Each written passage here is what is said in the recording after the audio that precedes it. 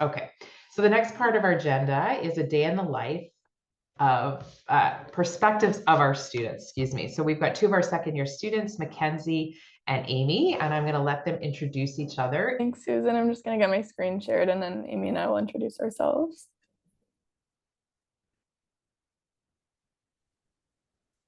Can everyone see this? Okay, That looks perfect. good on my end, at least. I guess I can start by just saying hello. My name's Amy. I'm one of the second year genetic counseling students, and as you just heard from Mackenzie, Mackenzie is one of the other second year genetic counseling students. And today we'll be giving a little bit of a day in the life of what a genetic counseling student's second year looks like, and what to expect from the program. So these are just the pictures of our current classes. So here you can see the class of 2026, so that's the second years, and then the class of 2027 is our new first year class that started in September. We like to take these pictures in front of the hospital on our first day, so it's a bit of a tradition. Okay, so I'm going to go through what our schedules look like, both the first year schedule and the second year schedule, so you can get an idea of what the program looks like. So here's an example of the first year fall schedule. So this is semester 1 of first year. The orange that you'll see are the classes, and these take place in the afternoon. And these classes give a wide range of genetics knowledge, healthcare knowledge, and then also counseling. And then in the morning in purple, you'll see the PBL sessions, which are problem-based learning. And these are where each week there's a condition that you learn about, and then you also get a chance to speak to a patient who has lived experience with that condition. So that's a really great way of learning about different conditions, hearing from people, and then also preparing for clinical rotations.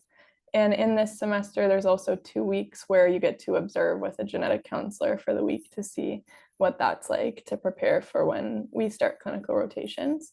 And then you'll also see on Thursday, this is what we call our academic day. So there's a couple added meetings in there with other members of the hospital.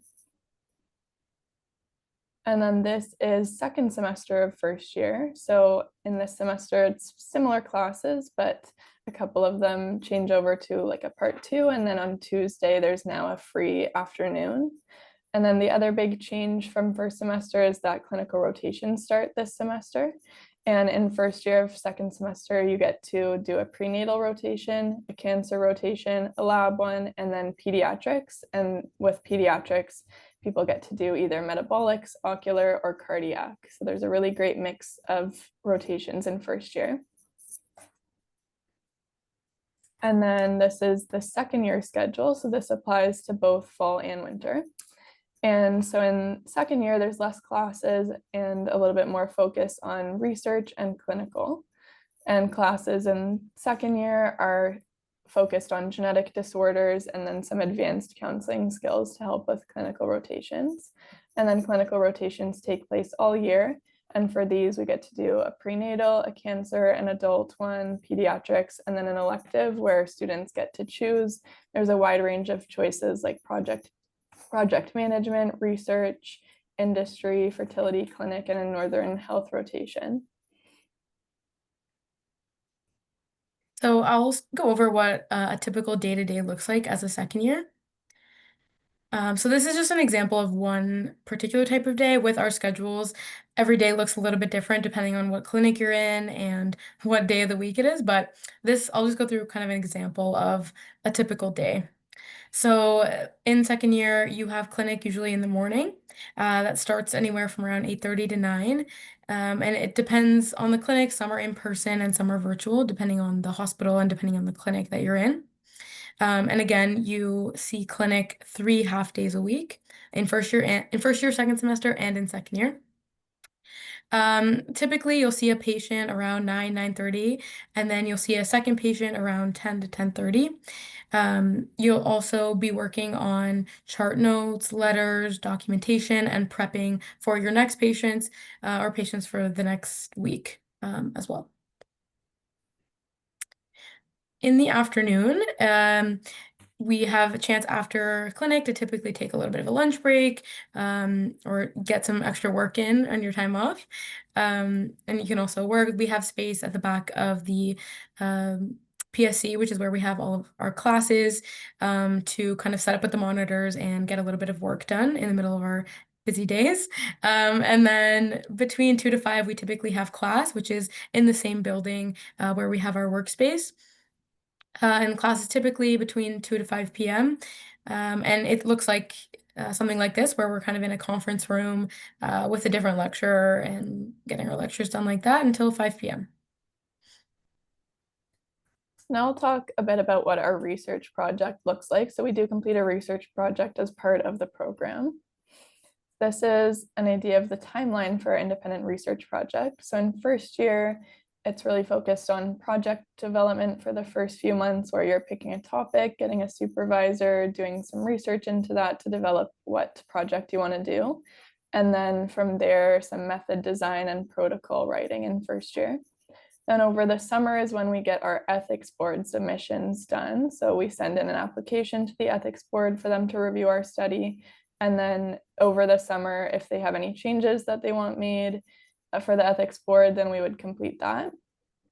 And then around the beginning of second year is when the ethics board is typically completed. And from there, we do kind of the bulk of the data collection and analysis. And then towards the end of the year, we write it up in a manuscript. And then at the end of second year, we give our final research presentation.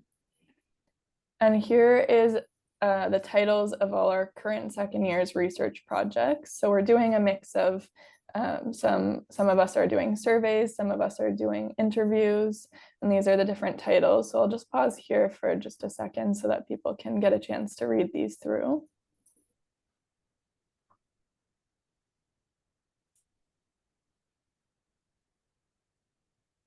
Okay, so I'll move on there, and if people have questions later, we're of course happy to answer. So what else does U of T offer beyond our classes, research, and clinical placements? So there are several additional supplementary activities that we have access to. We're able to sit in on SickKids genetic grand rounds every other week, which is a great opportunity to hear from professionals in the field at SickKids and also internationally that come to give talks at SickKids. Every other week, we have Journal Club, where we present articles or case presentations. And then on the opposite week, we have walk rounds, where we go into the hospital and get to see patients for different indications as a group. We also have PanCan Case Conference, which is where we meet with the other genetic counseling schools in Canada and do case presentations with the other schools and get to know the other school students a little bit. We also are able in our second year to go to one of the genetic counselor conferences, whether that be the American NSGC or the Canadian CAGC. This year, our second years, just a few weeks ago, we went to Banff for the CAGC conference. Here's a picture of us climbing one of the mountains. Well, we didn't climb the mountain. We took a gondola up the mountain. Some of us climbed. But anyway, we're at the top of the mountain, as you can see in this photo. And we also are able to do a 6-week summer rotation in between our first and second year. And they like to, students are encouraged to go outside of downtown Toronto because all of our other rotations are kind of in the city center. And so just some examples of where our second years went over the summer is 3 students went in Ontario, in Mississauga, Hamilton, and Ottawa, and then 2 students went out of province to Victoria, BC, and Halifax, Nova Scotia. Here's a few more photos of us having fun in Banff. Not that many photos of us at the conference and more of us at the mountains, but we also had a great time at the conference as well, just not as many photo ops at the conference. So yeah. This is a picture of some pictures of orientation day, so where we met the new first years. We went on a scavenger hunt through the downtown to kind of get to know the city and get to know the first years, which was a lot of fun, and we do that every year. Here's some more fun photos of us in Toronto. Luckily that this program takes place in downtown Toronto, we have access to all the fun activities and amenities that Toronto has to offer. And so here's just some photos of us hanging out outside of school time as a group in the city. Okay, so the last thing we'll cover for this presentation is program supports that are available. So there's lots of different supports built into the program to make sure everybody is successful and having a good time. So here are the examples of the supports that are available. We have monthly group meetings with a psychologist. There's a program psychologist who's wonderful that we all meet with as a group, the first year class and the second year class separately, to check in. We also have quarterly meetings with a U of T alumni. So we're each in small groups paired with someone who went to the U of T program, but who's not really associated with our classes, to discuss with them and to have a resource who's not directly affiliated with the program, but who understands what it's like to be in the program. We also are paired up, one second year and one first year paired up each year, and the pairing is based on our rotation schedule. So generally the pairing, the second year will have done the same rotations that the first year is doing, so that you're able to have a resource to talk about your rotations with. And then also the program leadership team, who you met at the beginning of this call, are a great resource. They all respond really quickly and they're all amazing supports for us. So with that wraps up our presentation. If you want to learn more about the program, we have the U of T MolGen Genetic Counseling website, which has all great resources about applying. And then there's that email that was mentioned at the beginning. And then Amy and I also wanted to put our emails here in case anybody has questions for us. We would love to hear from you. We're always happy to answer questions. So our emails are here, and I can just pause here for 1 second to make sure everyone has a chance to get that.